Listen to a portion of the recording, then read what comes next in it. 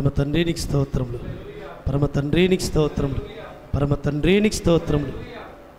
అందరికీ Sabbath shalom.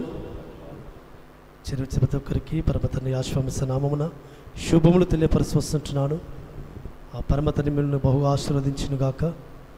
ఆయన యొక్క సన్నిధిలో కనబడడానికి ప్రయాసపడి వచ్చిన మీరందరికీ కూడా పరమ తండ్రి తగిన ఫలితాలు అనుగ్రహించునుగాక. లేఖనాలు మనం చూసుకొని మనం ముందుకు వెళదాం. పరిశుద్ధ గ్రంథంలో నుంచి చదువుకున్న లేఖన భాగము యెషయా గ్రంథము 49వ అధ్యాయము. యెషయా గ్రంథము 49వ అధ్యాయంలో 3వ వచనము 4వ వచనము 3వ వచనము 4వ వచనం చదువుతున్నాను. తర్వాత మన మధ్యలో ఉన్న వాసుభావ ప్రార్థన చేయాలని కోరుతూ వస్తుంటున్నాను. యెషయా గ్రంథము 49, 3, 4 వచనాలు. ఇజ్రాయేలు, నువ్వు నా సేవకుడవు, నీలో నన్ను మహిమపరచుకునేదను అని ఆయన నాతో చెప్పెను. అయినను వ్యర్థముగా నేను కష్టపడి తిని ఫలమేమీ లేకుండా నా బలమును వృధాగా వ్యయపరిచి ఉన్నాననుకుంటుని. నాకు న్యాయకర్త యెహోవాయే, నా బహుమానము నా ఎలోహిం యొద్దనే ఉన్నది. ప్రార్థన చేసుకుందాం.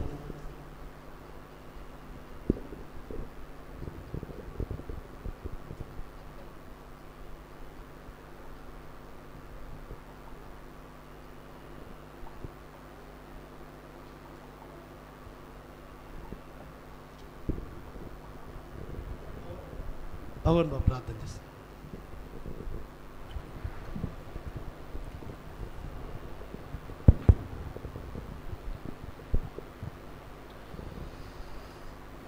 పరిశుద్ధుడా పరమ తండ్రి, గొప్ప రాజు, సర్ల సృష్టికర్త, మీకు స్తుతులు స్తోత్రాల వందనాలు చెల్లించుకుంటున్నాం రాజా. ఆశ్చర్యకరుడు అద్భుతకాలు ధరించే మా గొప్ప రాజా, మీకు వందనాలు చెల్లించుకుంటున్నాం తండ్రి. అవునైనా 6 దినములు సమస్త సృష్టిని సృజించి 7వ దినం విశ్రమించి పరిశుద్ధపరచి ఇట్టి పరిశుద్ధమైన దినములు తరతరములకు నీ నిత్యమైన కట్టడగా ఇచ్చి ఉన్న విధానం బట్టి మీకే స్తోత్రములు స్తుతులు వందనాలు చెల్లించుకుంటున్నాం తండ్రి. ఎవరైతే ఈ దినమును ఎక్కడైతే మన్నించి మీ సన్నిధానంలో భయభక్తులతో ఉంటున్నారో తండ్రి, వారికి మాకు దీనికి సంబంధించిన ఆశీర్వాదాలను కుమ్మరిస్తూ ఉంచమని మిమ్మల్ని కోరుకుంటున్నాం రాజా. గొప్ప రాజా, పరిశుద్ధ ప్రజలు ఇప్పటివరకు తండ్రి మీరు స్తుతుల యందు తండ్రి, గొప్ప పాటల యందు తండ్రి, లేక పట్టణం ఎందుకు తండ్రి, ఆరాధన ఎందుకు తండ్రి, మీరు మా మధ్యలో ఉండి తండ్రి మీరు మహిమ పొందిన విధానం బట్టి మీకే స్తోత్రములు స్తుతులు వందనాలు చెల్లించుకుంటున్నాం తండ్రి. ఇప్పుడు తండ్రి మా వాక్యోపదేశంలోకి మేము వెళ్ళినట్టుండగా తండ్రి, మీరు ఏర్పాటు చేసుకున్న బిడ్డ సేవకుడైన తండ్రి దయాకర్ బ్రదర్ని బట్టి మీకే స్తోత్రం చెల్లించుకుంటున్నాం తండ్రి.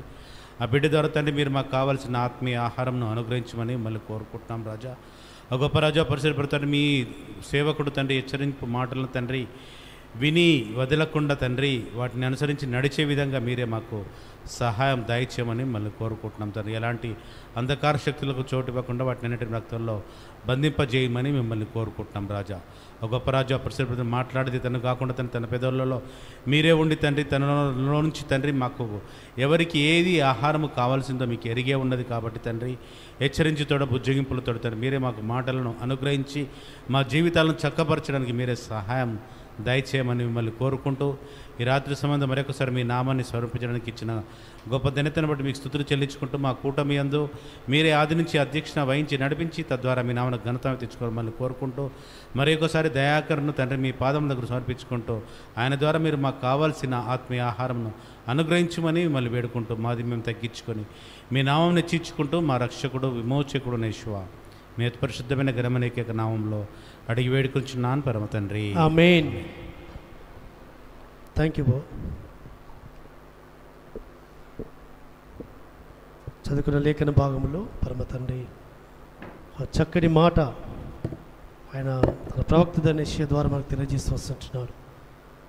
చూడండి, ఇజ్రాయేలు, నువ్వు నా సేవకుడవు, నీలో నన్ను మహిమపరచుకునేదను అని ఆయన నాతో చెప్పెను. చూడండి, పరమ తండ్రి మన ద్వారా ఆయన మహిమ తెచ్చుకుంటాడట. నీలో నన్ను మహిమపరచుకునేదను. కాబట్టి మనల్ని పరమ తండ్రి నిలబెడుతుంది. మనకిస్తున్న అవకాశము, మనకిస్తున్న ఈ యొక్క ధన్యత అంతా కూడా ఆయన యొక్క కృపను బట్టి ఆయన నామానికి మహిమ తెచ్చుకోవడానికి, ఆయన పరిశుద్ధ నామానికి మహిమకరముగా మనం ఆయన సన్నిధిలో నిలబడడానికి కొరకు ఆయన మనల్ని ఆ పరమ తండ్రి సన్నిధిలో జ్ఞాపకం చేసుకుంటూ వస్తుంటున్నారు.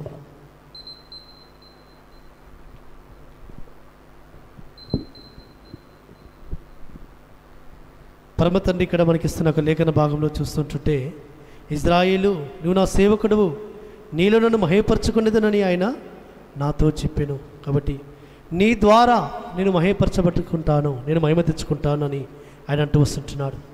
మనం అనుకుంటుంటాము, అయ్యో నేను ఇంత ప్రయాసపడుతున్నాను, నాకు ఫలమేమీ లేదు, నాకు ఘనతేం కలగడం లేదు, నన్ను ఎవరు మహేపరచడం లేదు, నా బలమంతా వృధాగా ప్రయాసపడుతున్నా, నా బలమంతా వృధాగా వ్యయపరుచుకున్నాను అనుకుంటుంటాం. కానీ పరమ తండ్రి అంటూ వస్తుంటున్నాడు, నీకు బహుమానం ఇచ్చేది నేను నేను నేను నీకు న్యాయకర్తను, నీ కష్టాన్ని నీ శ్రమను నేను ఏమి ఉంచుకోను. కాబట్టి నువ్వు అనుకోకూడదు ఫలమేమీ లేకుండా నేను కష్టపడుతున్నాను, అయ్యో నాకు ఫలమేమి దొరకడం లేదు, ఏ మనుషులు కూడా నన్ను పొగడడం లేదు అనుకుంటున్నావేమో, ఏ మనుషులు కూడా నన్ను గణపరచడం లేదు అనుకుంటున్నావేమో, ఏ మనుషులు కూడా నన్ను గొప్ప చేయడం లేదు అనుకుంటున్నావేమో. కానీ పరమతండ్రి ఏమంటున్నాడంటే, నీవు నీవు నీవు నా దృష్టికి ఘనుడవైతివి. ఘనమైన కార్యములు పరమతండ్రి మన ద్వారా జరిగించుకోవడానికి ఇష్టపడుతున్నప్పుడు, ఆయన నామానికి మన ద్వారా ఆయన మహిమ తెచ్చుకోవాలని ఆయన తలంచినప్పుడు, మన ద్వారా ఆయన నామానికి కీర్తి తెచ్చుకోవడానికి ఆయన తలంచినప్పుడు మనం ఏమనుకోవాలి అంటే, అయ్యా నువ్వు నాకు తగిన కాలమందు ఫలమిస్తావు, తగిన కాలమందు నన్ను గొప్ప చేస్తావు, తగిన కాలమందు నన్ను ఆశీర్వదిస్తావు, తగిన కాలమందు నన్ను నిలబెడతావు. అప్పటి వరకు అయ్యా నీవే నా న్యాయకర్త అని నేను నీ వైపు చూస్తానయ్యా అని మనం ఆయన సన్నిధిలో సాగి వెళ్ళాలి.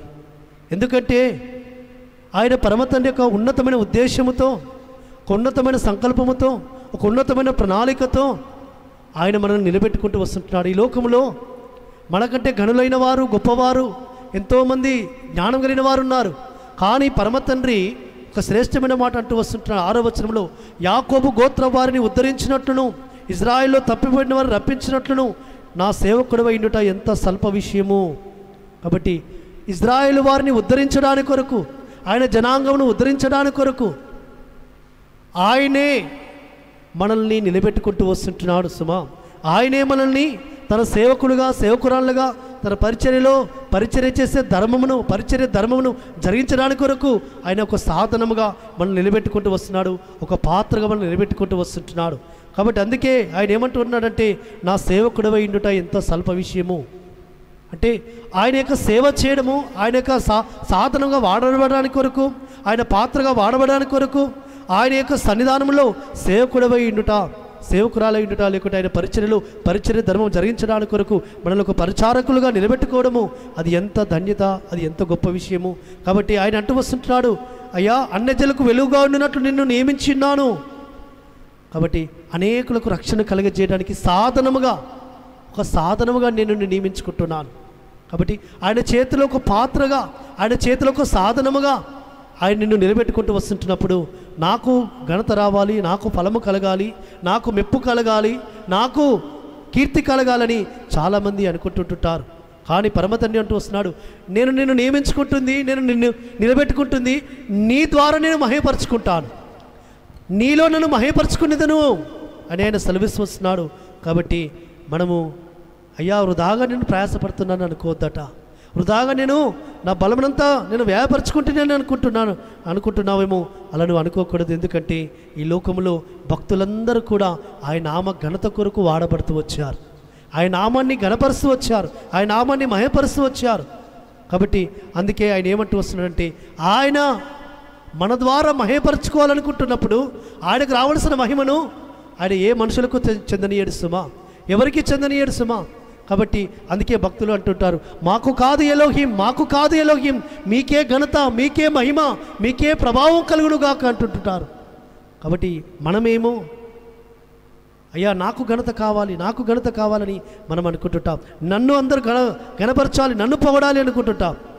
కానీ పరమతండ్రి యొక్క భక్తుల యొక్క నిజమైన భక్తుల యొక్క లక్షణం ఏంటంటే, అయ్యా మీకే ఘనత రావాలి నా ద్వారా, నేను ఒక సాధనము, నేను ఒక పాత్ర, నేను ఒక పనిముట్టు, నేను నిమిత్త మాత్రుని తండ్రి. కాబట్టి అందుకే పరమతండ్రి ఏమంటున్నాడంటే, ఫలమేమీ లేకుండా నా బలం వృధాగా వ్యాపరుచుకొని నువ్వు అనుకుంటున్నావేమో, కానీ నీకు న్యాయకర్తను నేను తగిన విధంగా నా బహుమానము నేను నీకు ఇస్తానని ఆయన అంటున్నాడు. కాబట్టి భక్తులందరూ కూడా ఏ విధంగా ఆయన ఘనపరుస్తూ వచ్చారు, ఏ విధంగా మహిమపరుస్తూ వచ్చారు, వారి ద్వారా పరమ తండ్రి ఏ విధంగా ఆయన నామమును మహిమ తెచ్చుకుంటున్నాడో ఒకసారి చూద్దాం. పరిశుద్ధ గ్రంథంలో అపోస్తుల కార్యం మనం ధ్యానిస్తూ వస్తున్నాం. అపోస్తుల కార్యంలో చదువుతూ ఉంటే, ధ్యానిస్తుంటే ఉదయకాలం జూమ్ ప్రేయర్లు ఇప్పుడు చాలామంది అటెండ్ అవుతలేరు. ఎర్లీ మార్నింగ్ జూమ్ ప్రేయర్లకు చాలామంది నిర్లక్ష్యం చేస్తున్నారు. ఎందుకంటే వారి వివిధ రకాల పనులు పెట్టుకొని ఆలస్యంగా పడుకుంటున్నారు, ఆలస్యంగా లేస్తున్నారు. కానీ పరిశుద్ధమైన శ్రేష్టమైన గ్రంథంలో ఆ పరిశుద్ధాత్మ కార్యములు ఇవి. అపోస్తుల కార్యముల్లో ఆయన శ్రేష్టమైన మాటలు ఆయన తన భక్తుల ద్వారా పలికిస్తూ వచ్చాడు. అపోస్తుల కార్యం 3వ అధ్యాయము ఒక మాట 16వ వచనం సరే చదువుకుందాం. 16వ వచనం, ఆయన నామమందలి విశ్వాసమూలముగా ఆయన నామమే మీరు చూచి ఎరియున్న వీరిని బలపరిచెను.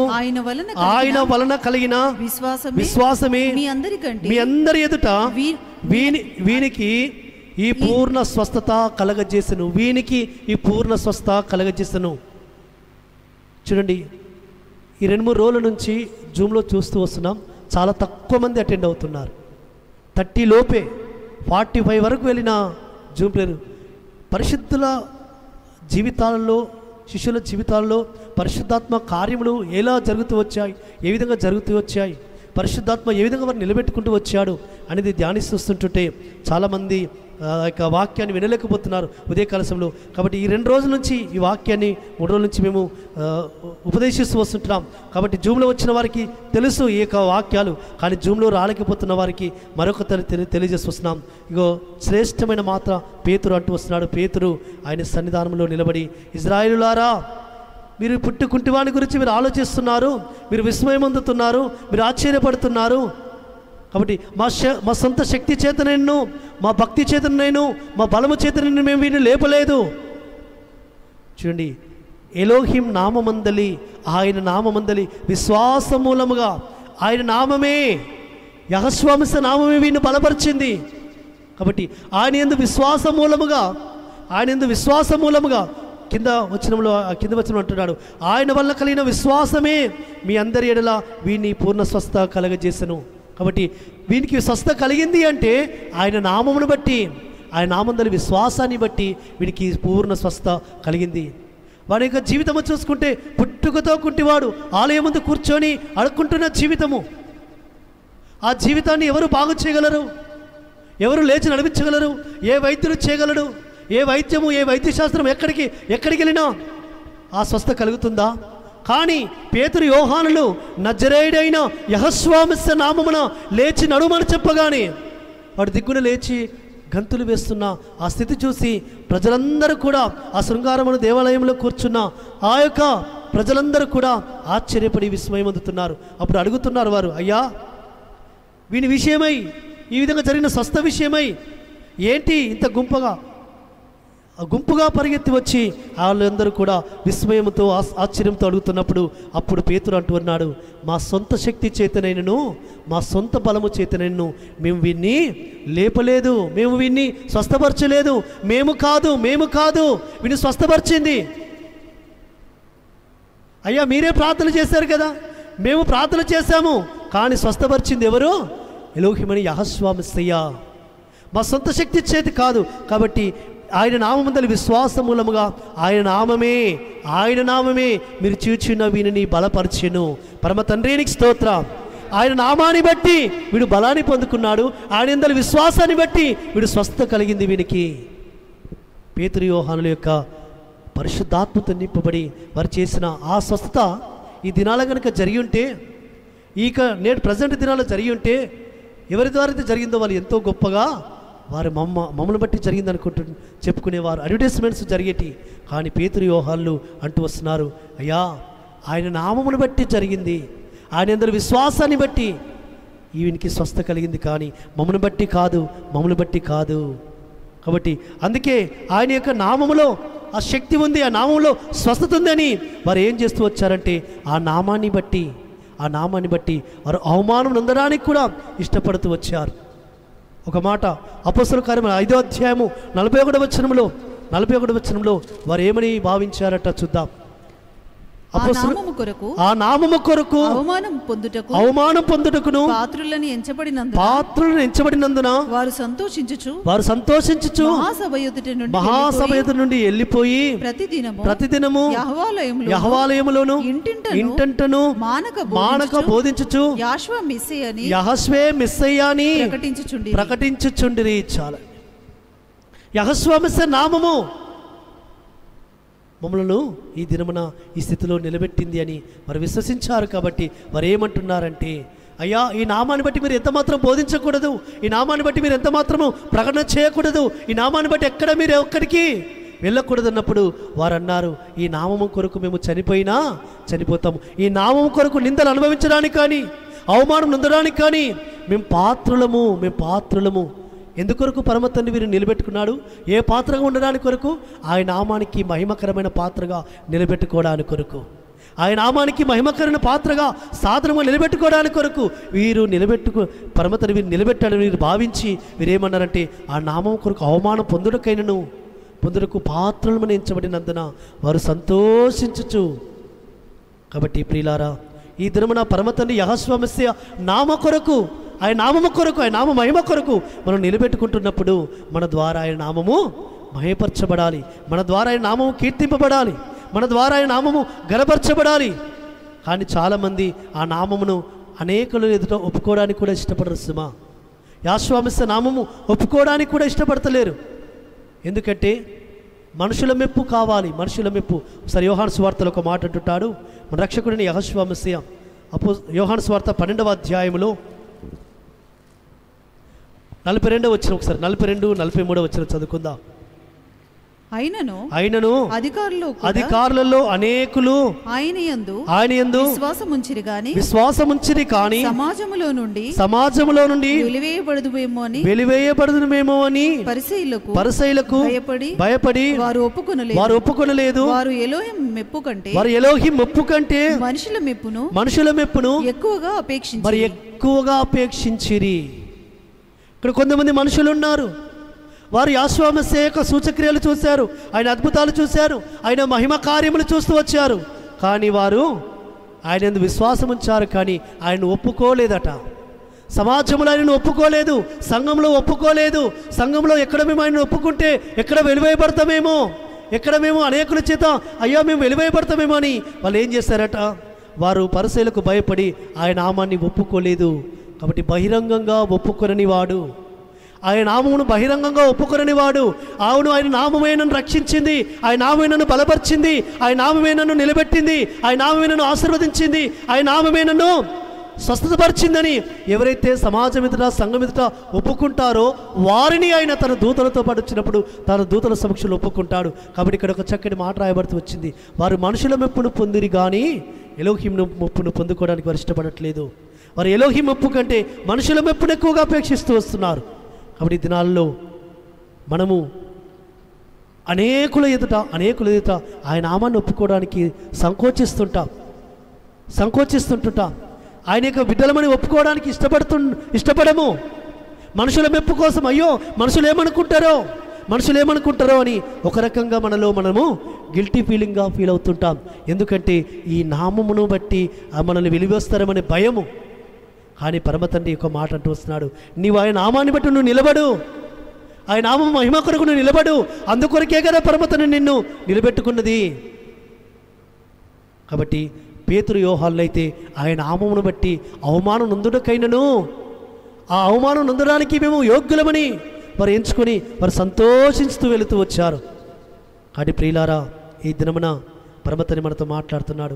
ఎక్కడైనా ఆయన నామాన్ని ఎత్తబడవలసి వచ్చినప్పుడు ఎత్తిపడితే అక్కడ మనం దూషింపబడినను, వెలివేయబడినను, హింసింపబడినను, అక్కడ మనము తిరస్కరించబడినను, అక్కడ మనము ఏం చేయబడుతుంటున్నామంటే పరమతని సన్నిధానంలో మన బహుమానము అధికమవుతుంటుంది. నువ్వు మనుషుల మెప్పు కోరితివా, మనుషుల దృష్టికి గొప్పవాడిగా అనిపించుకోవాలని చూస్తేవా, మనుషుల దృష్టికి అయ్యో ఈ సహోదరుడు అవును ఎక్కడికి ఏ పరిశుద్ధ గ్రంథం పట్టుకోలేదు, ఎక్కడైనా కాంట్రవర్సీగా లేడు, ఎక్కడికైనా మాతో కలిసిపోతాడు, మాతో కలిసి వస్తాడు, మాలో ఒకడిగా ఉంటాడు, మాలో ఒకడిగా కలిసిపోతాడని నీవు కూడా నీ సాక్ష్యం ఆ విధంగా ఉంటే పరమతండ్రి మీ ద్వారా గణపరచబడడు సుమా. మనుషుల మెప్పు పొందగోరితివా? పరమతండ్రి అంటూ వస్తున్నాడు, ఆయన నామానికి మహిమ తీసుకొచ్చిన సాధనముగా నువ్వు వాడబడట్లేదు సుమా. నాలో నిన్ను మహిమపరచుకునేదను అని ఆయన సెలవిస్తూ వస్తుంటున్నాడు. కాబట్టి అందుకే ఆయన ఏమంటూ వస్తున్నాడంటే, ఈ లోకంలో ఆయన నామాని కొరకు మహిమకరమైన పాత్రగా వాడబడానికి కొరకు పరమతండ్రి నిన్ను నిలబెట్టుకోవాలని ఆయన ఆశపడుతూ వస్తున్నాడు. అందుకే వాళ్ళు ఏమంటున్నారంటే, అవును అపోస్తలుడైన పౌలు ఒక మాట అంటూ వస్తుంటున్నాడు. మొదటి తెస్సలోనికీయులకు రాసిన పత్రికలో ఒక మాట అంటాడు. తెస్సలోనికీయులకు రాసిన మొదటి పత్రిక 2వ అధ్యాయంలో ఒక మాట అంటుంటాడు. తెస్సలోనికీయులకు రాసిన మొదటి పత్రిక 2వ అధ్యాయము కొన్ని కఠినంగా మాట్లాడుతూ వస్తుంటాడు అపోస్తలుడైన పౌలు. 2వ అధ్యాయము 4వ వచనం నుంచి ఒకసారి చదువుకుందాం. సువార్తను మాకు అప్పగించుటకు యోగ్యులమని ఎలోహిం వలన ఎంచబడిన వారమై మనుషులను సంతోషపెట్టు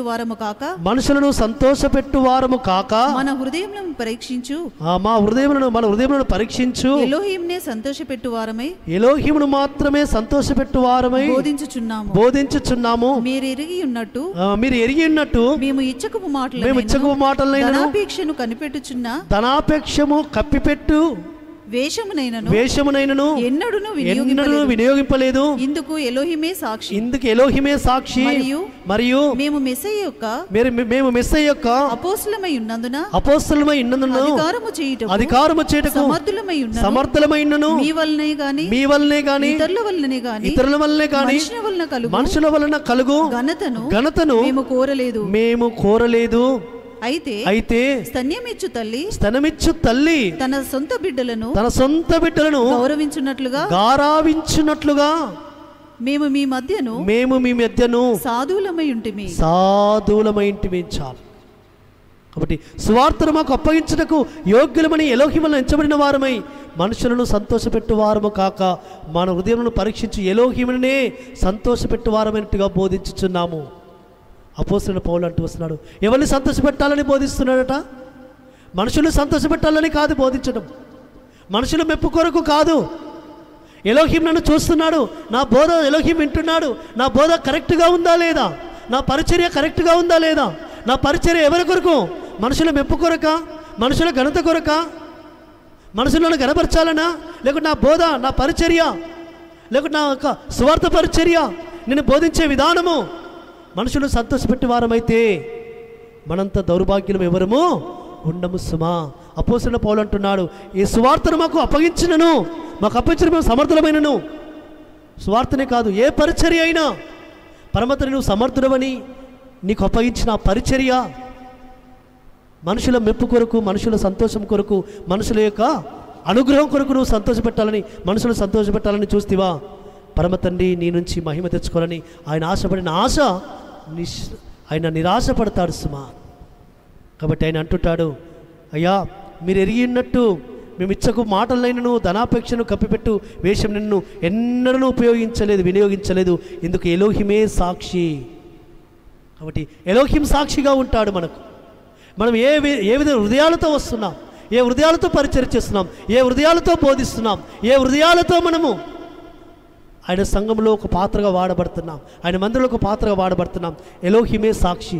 మనుషులు సాక్షి అవసరం లేదు, మనుషుల మెప్పు అవసరం లేదు, మనుషుల ఘనత అవసరం లేదు, మనుషులు మనకు సాక్షి ఇవ్వాల్సిన అవసరం లేదు. ఎలోహిం సాక్షి, పరిశుద్ధాత్మ సాక్షి. మనకు పరిశుద్ధాత్మ ప్రతిదీ మనల్ని లెక్క అప్పగిస్తాడు. కాబట్టి అందుకే ఆయన అంటూ వస్తున్నాడు, యెహోవా మెస్సీకు అపోస్తలమై ఉన్నందున అధికారం చెడుకు సమర్థులమైనను మీ మధ్యలో మేము ఏ విధంగా ఉన్నామట? మేము ఘనతను మేము కోరలేదు, మనుషుల వల్ల కలుగు ఘనతను మేము కోరలేదు. కాబట్టి మనుషుల వల్ల ఘనత కావాలని, మనుషుల వల్ల మెప్పు కావాలని, మనుషుల చేత అయ్యా స్తుతింపబడాలని, మనుషుల చేత గణపరచబడాలని మనం ఆశపడితేమా పరమతండ్రి అక్కడ గణపరచబడడు సుమా. చాలామంది అనుకుంటుంటారు, అపోస్తలుడైన పౌలు యొక్క మాటలలోకి అంతరార్థాన్ని గ్రహిస్తుంటే, అవును పౌలు యొక్క ఉపదేశములు, పౌలు యొక్క మాటలు మనుషులు ఎంతో ఒక రెండంచెల ఖడ్గం వలె కుచ్చుకొని వెళుతుంటాయి. ఎందుకొరకు అంటే ఆయన సరిచేయడానికి కొరకు. సంఘము శ్రేష్టమైన స్థితిలో శ్రేష్టమైన వధువుగా సిద్ధపడి, ఆయనకి ఇష్టకరమైన కన్యగా సిద్ధపడి ఆయనతో ఉండాలని అపోస్తలుడైన పౌలు యొక్క మాటల యొక్క ఉద్దేశం అది. కాబట్టి మనల్ని కూడా పరమతండ్రి అంత్య దినాలలో, ఈ చివరి దినాల్లో మనల్ని కూడా ఆ మాటలు ఎత్తిబట్టి మనల్ని సిద్ధపరుస్తున్నాడు. ఎందుకంటే ఆయనకి ఇష్టకరమైన వధువుగా మనం సిద్ధపడాలని సుమా. మనలో ఉన్న దుర్మార్గత, దుష్టత్వము, మనలో ఉన్న వేషధారణ అంతా కూడా తీసివేసుకొని మనం పరిశుద్ధులము, నిర్దోషులమై ఆయన సన్నిధిలో కనబడాలని ఆ పరమతండ్రి మనకు ఈ దినమున ఆయన ఉపదేశింపజేస్తున్నాడు. కాబట్టి మనుషుల ఘనత కాదు మనము కోరాల్సింది. అపోస్తలుడైన పౌలు అంటున్నాడు 6వ వచనంలో చివరి వచనంలో, కాబట్టి అధికారం చెడుకు సమర్థులమైనను మీ వలనే కానీ ఇతరుల వలన కానీ మనుషుల వల్ల కలుగు ఘనతను మేము కోరలేదు. మనుషుల వల్ల కలుగు ఘనతను మేము కోరట్లేదు. మాకు ఆయన బహుమానం ఇస్తాడు. ఆయన మా ద్వారా మహిమపరచబడాలి, ఆయన మా ద్వారా కీర్తింపబడాలి, ఆయన మాకు న్యాయకర్త. ఆయన నుంచి మేము బహుమానం పొందుకుంటాం. ఆయన నుంచి బలా నమ్మకమైన మంచి దాసుడా, ఈ కొద్ది దాంట్లో నువ్వు నమ్మకముగా ఉన్నావు కాబట్టి నిన్ను అనేక దాని మీద గొప్ప అధికారిగా నిలబెడతారని ఆయన నుంచి బహుమానం కావాలి, ఆయన నుంచి ప్రశంస కావాలి, ఆయన నుంచి పొగడత కావాలి. దాని కొరకు ఏ విధంగా ఉంటున్నామంటే సాధులమై ఉంటున్నాము. 7వ వచనంలో అంటున్నాడు, ఒక స్తనమిచ్చు తల్లి తన సొంత బిడ్డలను గారావించినట్లుగా నేను మీ మధ్యను సాధులమై ఉంటిమి. కాబట్టి అధికారమున్నను, స్వార్థ చేసే అధికారమున్నను, బోధించే అధికారమున్నను, ఘనత కోరట్లేదు, మెప్పు కోరట్లేదు, మేము గౌరవం కోరట్లేదు. ఏ విధంగా ఉన్నామట? సాధులుగా మీ మధ్యగా ఉన్నాం. కాబట్టి మీరు ఏ విధంగా చూసినా, ఏ విధంగా మమ్మల్ని చూసినా మేము మాత్రము ఒక తల్లిలాగా మీ గురించి ప్రార్థన చేస్తున్నాం. మీ గురించి ఆ పరమతరిసల్లో మొరపెడుతున్నాం. మీ కుటుంబాల గురించి, మీ పిల్లల గురించి, మీ గురించి, మీ క్షేమం గురించి, మీ బావు గురించి, మీ కుటుంబాలు వర్ధిల్లాలని అనుదినము కూడా మా కన్నీటి ప్రార్థన అయినది. కాబట్టి స్తనమిచ్చు తల్లి తన సొంత బిడ్డను గారవించినట్లుగా మేము ఈ మధ్యన సాధులమై ఇంటిమి. మీరు మాకు బహు ప్రియులైంటిగా గనుక మీ యందు విశేష అపేక్ష గల వారమై ఎలోహిం సువార్తను మాత్రమే కాక మా ప్రాణములు కూడా మీకు ఇచ్చటకు సిద్ధమై ఇంటిమి. చూడండి, సువార్త మాత్రమే కాదు, మా ప్రాణాలను సైతం ఇవ్వడానికి, మా ప్రాణాలను సైతము, మా శ్రమ, మా కష్టము మీ కుటుంబాల కొరకు శ్రమ పెడుతున్నాము. చూడండి 9వ వచనంలో అంటున్నాడు, అవును సహోదరులారా, మా ప్రయాసమును కష్టమును మీకు జ్ఞాపకం ఉన్నది కదా. మా ప్రయాసము, మా కష్టము, మేము కేవలం స్వార్థ పడించి మాత్రం వెళ్ళట్లేదు సుమా. మీ కుటుంబాల గురించి ఒక కన్ను వేశాం. ఒక కన్నేమో సువార్త, ఒక కన్నేమో సంఘంలో ఉన్న ప్రతి కుటుంబం క్షేమం కొరకు, ప్రతి కుటుంబం ఆయన కాపుదల్లో ఉండాలని, ప్రతి కుటుంబం వర్ధిల్లాలని, మీ పిల్లలు వర్ధిల్లాలని, మీరు వర్ధిల్లాలని. కావని 10వ వచనంలో అంటున్నాడు, మేము విశ్వాసులైన మీ ఎదుట ఎంత భక్తిగాను నీతిగాను అనింద్యముగాను ప్రవర్తించుము. దానికి మీరు సాక్షులు, ఎలోహిమును సాక్షి. కాబట్టి మీ హృదయాలలో మా ఎడల మీకు ఏ స్థానం ఉందో మాకు తెలియదు, కానీ పరమతన్ని మా పరిచర్యను చూస్తున్నాడు, మా అనింద్యమైన పరిచర్యను చూస్తున్నాడు. కాబట్టి ఎక్కడ నిందింపబడలేకుండా, ఎక్కడ ఎవరికి అవకాశం ఇవ్వలేకుండా పరమతని సన్నిధానంలో ప్రయాసపడుతున్నాం. పగలనక, రాత్రనక, శ్రమనక, కష్టమనక పరమతని సన్నిధిలో ఏ విధంగా ప్రయాసపడుతున్నామో, ఏ విధంగా ప్రవర్తిస్తున్నామో పరమతని సన్నిధిలో పరమతని సాక్షి, మీరు సాక్షి. కాబట్టి ఏ కుటుంబం నుంచి ఏ విధంగా ఉంటున్నామో. కాబట్టి ప్రియులారా, మనుషుల ద్వారా కాదు మెప్పు, ముఖస్థుతి కోరట్లేదు మేము. యోబు గ్రంథంలో ఒక మాట అంటుంటాడు, యోబు గ్రంథంలో ఒక శ్రేష్టమైన మాట అంటుంటాడు. 32వ అధ్యాయము, ఎవరిని కూడా 32వ అధ్యాయము 21-22 వచనాల్లో ఒక మాట అంటుంటాడు. మీరు దయచేసి 32వ అధ్యాయం మీరు దయచేసి వినుడి, నేను ఎవరి ఎడలను పక్షపాతినైండను, నేను ఎవరికిని ముఖస్తుతికై బిరుదులు పెట్టను. ముఖస్తుతి చేయుట పక్షపాతము చూపించిన విషయంలో ఎక్కడైనా ఏ విధమైన తప్పు దొరికితే మేము పరమతని దగ్గర మేము ఆయన సన్నిధిలో నిలబడతాం. తగిన విధంగా మేము ఆయన దగ్గర నుంచి తీసుకుంటాం. కాబట్టి ఎవరికి ముఖస్థుతికై బిరుదులు పెట్టము, ఎవరిని మేము మెప్పు కోరము, ఎవరిని ముఖస్థుతి చేయము. కాబట్టి అట్లు చేసిన ఇలా నన్ను సృజించిన వాడగు ఆ ఎలోహిం నన్ను నిర్మూలము చేయను. కాబట్టి ఈ వ్యక్తి నీతిమంతుడు, ఈ వ్యక్తి నీతిమంతురాలు, ఈ వ్యక్తి గొప్పది, ఈ గొప్ప, ఈ వ్యక్తి గొప్ప అని ఎవరినైనా ఎక్కడైనా ఒకరిని తక్కువ చేసి ఒకరిని ఎక్కువ చేసి ఒకరిని గణపరిచి ఒకరిని హీనపరిచి మాట్లాడితే ఆ పరమతన్ని మమ్మల్ని ఏం చేస్తారట? నిర్మూలం చేస్తారట. కాబట్టి పరమతన్ని సన్నిధానంలో ఇది మాకును అదేవిధంగా మీకును. కాబట్టి ముఖస్థుతికి ఈ బిరుదులు చేసే స్థితి సంఘంలో ఉండకూడదు. ముఖస్థుతి చేయకూడదు. ముఖస్థుతి చేస్తేమా పరమతని బిడ్డలము కాదు. ముఖస్థుతి కోరితేమా నన్ను గణపరచాలి, నన్ను సంఘం ఎదుట అందరూ గణపరచాలి, గొప్ప చేయాలి, నన్ను మాత్రమే గొప్ప చేయాలని అని అనుకుంటేమా పరమతండ్రి మహిమ మన ద్వారా రాదు సుమా. కాబట్టి చాలామంది అనుకుంటుంటారు, అయ్యో నన్ను గణపరచాలి, నన్ను గొప్ప చేయాలనుకుంటుంటారు. కానీ యెహోషువ ఏం చెప్తున్నాడు? యెహోషువ ఏమంటున్నాడు? సరే, మత్తయి సువార్తలో ఆయన ఒక మాట, మత్తయి సువార్త 6వ అధ్యాయం మనందరికీ తెలుసు. మత్తయి సువార్త 6వ అధ్యాయం 5వ వచనంలో ఒక మాట అంటుంటాడు, మరియు మీరు ప్రార్థన చేయనప్పుడు వేషధారుల వలె ఉండవద్దు, మనుషులకు కనబడవలని సమాజ మందిరములలోను వీధుల మూలల్లోనూ నిలిచి ప్రార్థన చేయట వారికి ఇష్టము, వారు తమ ఫలము పొంది ఉన్నారని నిశ్చయముగా నీతో చెప్పుచున్నాను. చాలా కాబట్టి ప్రార్థన చేయాలని, అందరికీ కనబడాలి నా ప్రార్థన, అందరికీ కనబడాలి నా పరిచర్య, అందరికీ కనబడాలి నా ప్రయాసము, అందరికీ కనబడాలి, మనుషులకు కనబడాలని మనుషుల మెప్పు పొంది కోరుతివా? అక్కడే నీ ఫలము, అక్కడనే.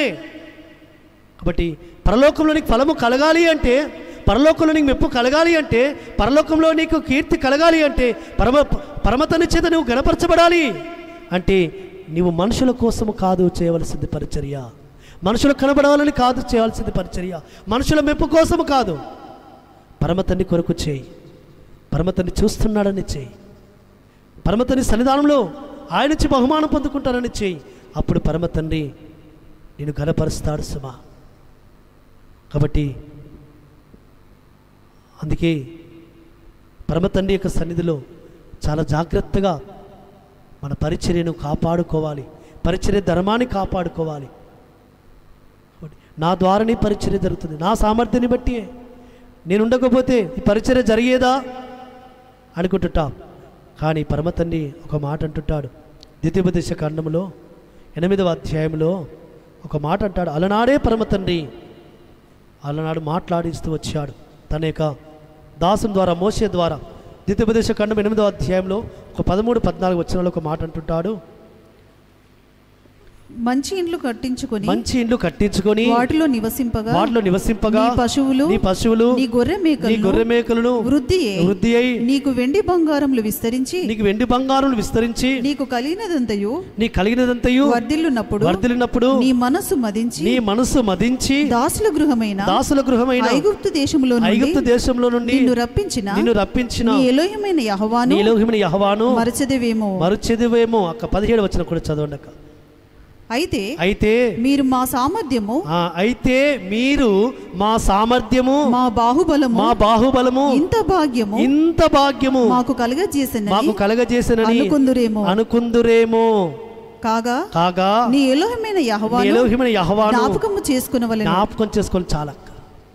కాబట్టి నీకు అంత సమృద్ధి కలిగినప్పుడు, అన్ని సమృద్ధిగా పరమతనికి అనుగ్రహించినప్పుడు, నువ్వు వర్ధిల్లినప్పుడు, నీకు మంచి శ్రేష్టమైన స్థితి వచ్చినప్పుడు, ఇదంతా కూడా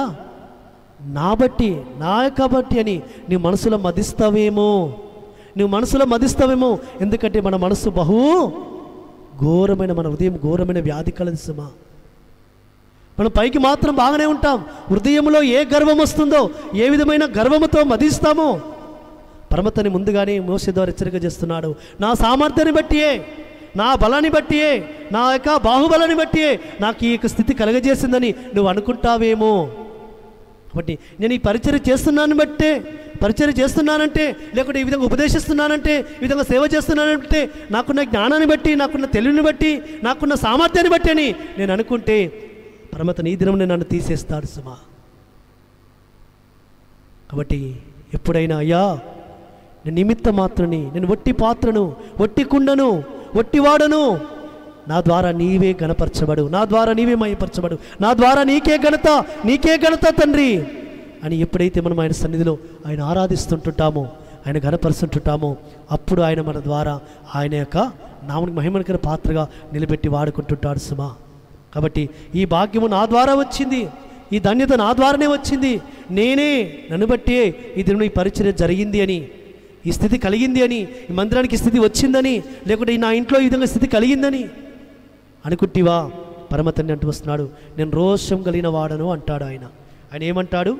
ద్వితీయోపదేశ ఖండం 4వ అధ్యాయంలో ఒక మాట అంటాడు. 24వ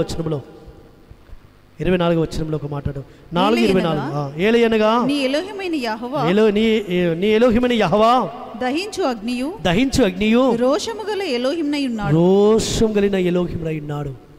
ఆయన అత్యంత రోషం కలిగిన వాడు. ఆయనకు రావలసిన మహిమ ఎక్కడైతే దొంగలింపబడుతుందో, ఆయనకు రావాల్సిన మహిమ ఎక్కడైతే రానియకుండా మనం అడ్డుపడుతుంటామో, మనల్ని ఏం చేస్తాడు పరమ తండ్రి? శిక్షిస్తాడు సుమా. అప్పుడు వెంటనే మనలో ఒక రిలీజియస్ కలగాలి. అయ్యా, ఎక్కడైనా నీ నామానికి నేను మహిమకరముగా వాడబడకుండా, ఎక్కడైనా నీకు రావాల్సిన మహిమను నేను దొంగలిస్తున్నానేమో, నా ద్వారా అయ్యా నీకు రావాల్సిన ఘనత కలగడం లేదేమో, నాకు గుర్తు చేయి తండ్రి, నాకు జ్ఞాపకం చేయి. కాబట్టి రోషం కలిగిన వాడు. కాబట్టి ఆయన అందుకే ఆయన ఏమంటుంటాడంటే యెషయా గ్రంథం 48వ అధ్యాయం 11వ వచనంలో, నా మహిమను ఇతరులకు చెందనీయను, నా నామం ఇతరులకు చెందనీయను అంటాడు. ఏ మనుషుడికి చెందనీయను అంటాడు. నాకు రావాల్సిన మహిమను ఇతరులకు రానివ్వను అంటాడు, వెళ్ళనీయను అంటాడు. ఆయనకు రావాల్సిన మహిమ ఆయన ఏ విధంగా తెప్పించుకోవాలో ఆ విధంగా తెప్పించుకునే సామర్థ్యం కలిగిన వాడు ఆయన.